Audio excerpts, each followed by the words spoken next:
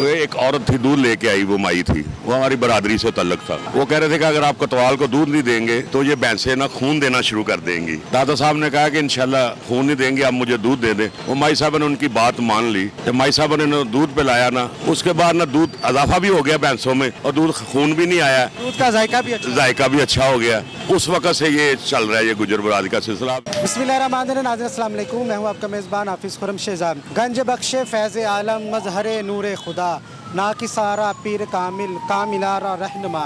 नाज़रीन, दाता अली हजवेरी रहमतुल्लाह का सालाना उर्स मुबारक जारी और सारी है। यहाँ मैं दूध की शबील पर मौजूद हूँ जो साल से यहाँ पर जारी और सारी है। दूध की शबील का वाक़या कुछ यूँ है नाज़रीन कि जब दाता हजूर हिंद से सफ़र करके यहाँ पर पहुँचती हैं तो एक दरख्त के नीचे पड़ाव डालती हैं और यहाँ पर कुछ लोग दूध लेकर शहर कोतवाल को जाते हैं दूध देने के लिए।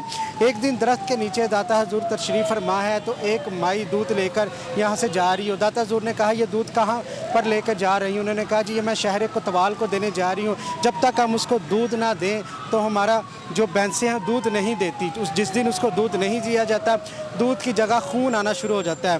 दाता हजूर जलाल में आते हैं, कहते हैं कि आज ये दूध हमें दे दो। तो शहर कोतवाल को ये दूध ना दिया जब माई कहती है अगर मैंने दूध ना दिया तो हमारी भैंसें खून देंगी, दूध नहीं देगा।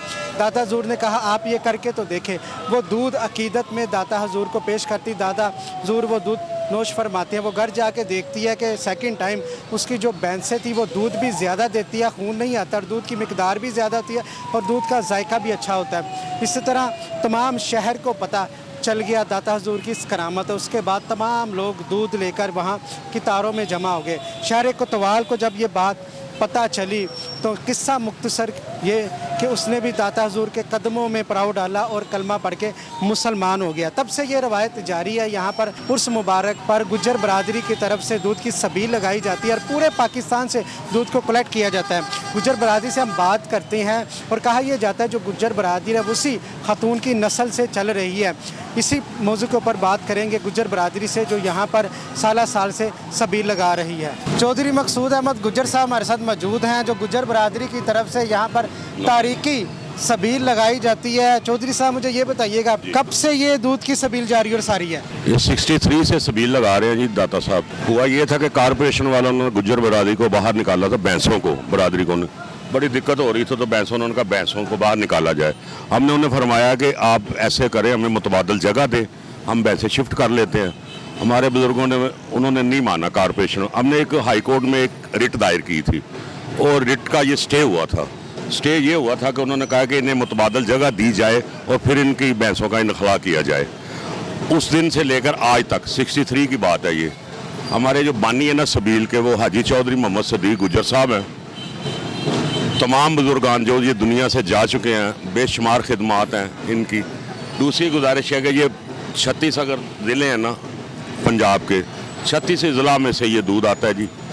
एक तो हमने को तारीख पड़ी थी कि शहर कोतवाल जो था वो भैंसों का दूध उसको नहीं दिया जाता था तो दूध की जगह खून आना शुरू हो जाता था।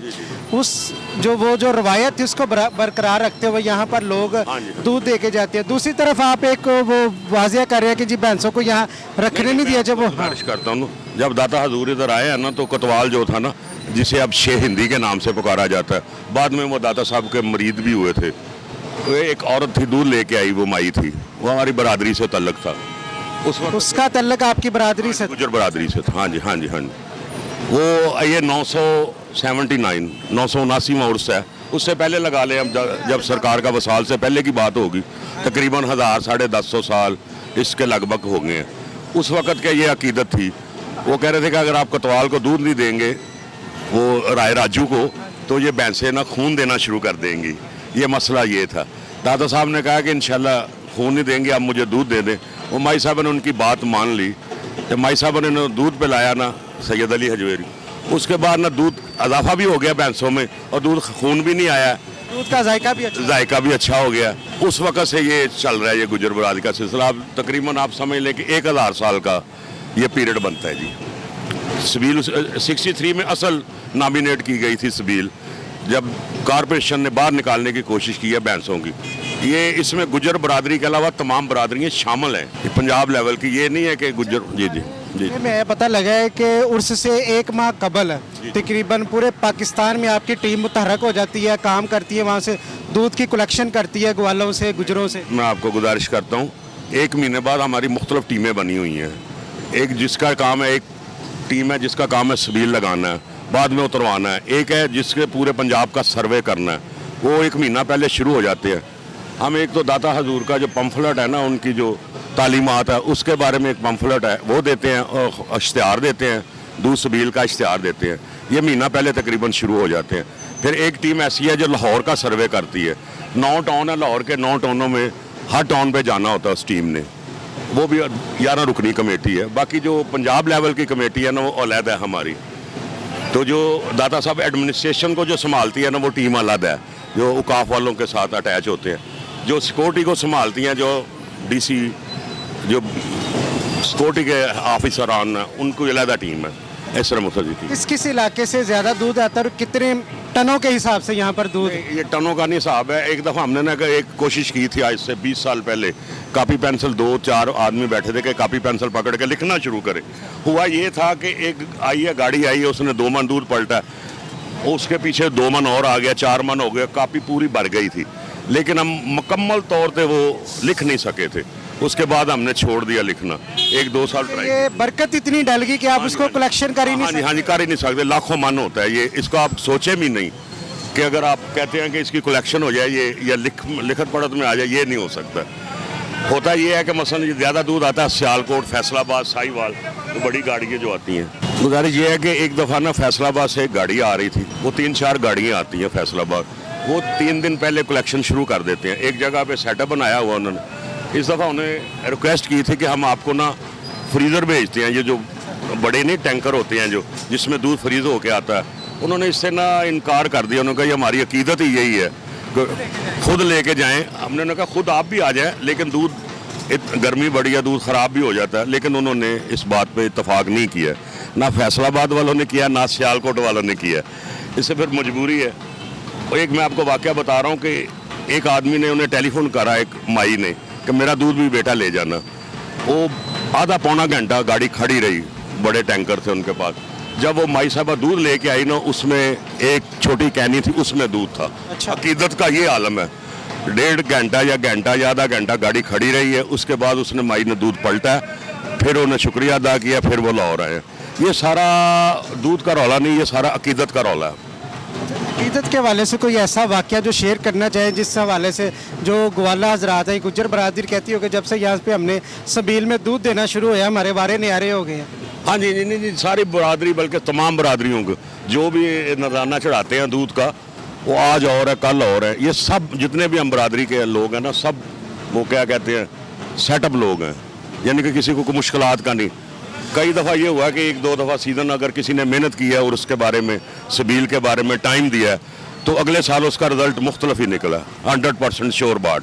दूसरी गुजारिश है कि जब तक ये सबील चलती रहेगी, जब तक दिए जलते रहेंगे, जब तक क़यामत नहीं आएगी, ये दिए भी जलते रहने हैं दाता अली अजवेरी के, और ये दूध की सबील भी चलती रहेगी। देखिए नाज़रीन, कंटेनर भी आ रहा है, हाँ मेरा जी, कैमरामैन दिखा सकता है, ये दूध के कंटेनर भर के आ रहे हैं। हाँ जी, नहीं, ये कंटेनर आ रहा है, इसमें हम स्टॉक करते हैं, मोटरें लगी होती हैं, ये दूध पलटते हैं ना, फिर इसमें ले जाते हैं हम। ये खाने बने हुए हैं, ये कंटेनर है, वो छोटे कंटेनर है, आगे टैंकियाँ। और सबसे बड़ी ये 4था साल है हम पैकिंग में दे रहे हैं। हम मशीन, पैकिंग मशीन है, किलो की पैकिंग है, वो तकरीबन 2500 जो है ना पैकेट घंटे का निकालती है वो मशीन पैकिंग है।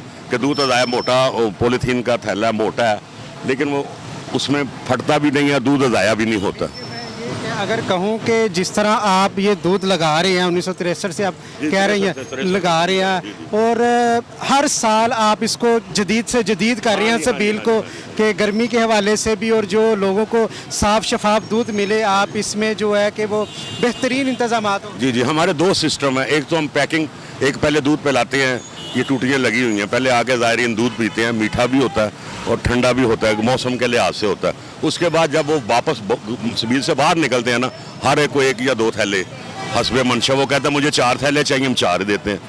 ना ये दूध ख़त्म हो रहा है, ना ये थैले, या सिलसिला चलता ही रहना। दाता साहब की करामात है ना, करामात में से सबसे पहली करामात ही ये दूध की थी, उस वक़्त की चला रहे हैं। जो माई साहबा थी उसी रवायत को वो भी गुजरी थी, उसका मज़ार भी है, इधर नीचे उसकी कब्र भी है। उस वक्त ये सिलसिला चल रहा है और क़यामत तक इंशाल्लाह ये चलता ही रहना। इसमें तमाम बरादरी हैं। हम ये नहीं है कि गुजर बरादरी का, नहीं, जट बरादरी है, राई बरादरी है, डोगर बरादरी। काफ़ी इंतजाम जो किए जा रहे हैं, काफ़ी मेहनत की जा रही है, यहाँ पर पूरी एक टीम आकी मुतहर्रक है। हम मुतहरक है, ये टीम वर्क बना हुआ है। ये कमेटी है, मैं आपको पहले भी गुजारिश की है, जो सबील को जिसने लगाना है या बाद में उतारना है। जब उर्स मुबारक ख़त्म हो जाता है, सबसे दिक्कत ये होती है कि बात को सबील को उतारना वो मुश्किल काम है, वो भी मुतहरक है टीम। हमारा सिस्टम ये है कि एक जगह पे हमारा बदामी बाग ये सामान जाता है सारा, कनालों के हिसाब से गोदाम बने हुए हैं जहाँ ये स्टोर करते हैं हम सामान, वहाँ से लिफ्टर के ज़रिए हम उठा के लाते हैं। तकरीबन हम सबील लगाने 15 या 20 दिन पहले शुरू करते हैं। कल इंशाल्लाह इसकी ओपनिंग है, जुमेरात को इफ्तिताह है उर्स मुबारक का। तो 20 दिन हो गए हमें तकरीबन ये इंतज़ामात करते हुए।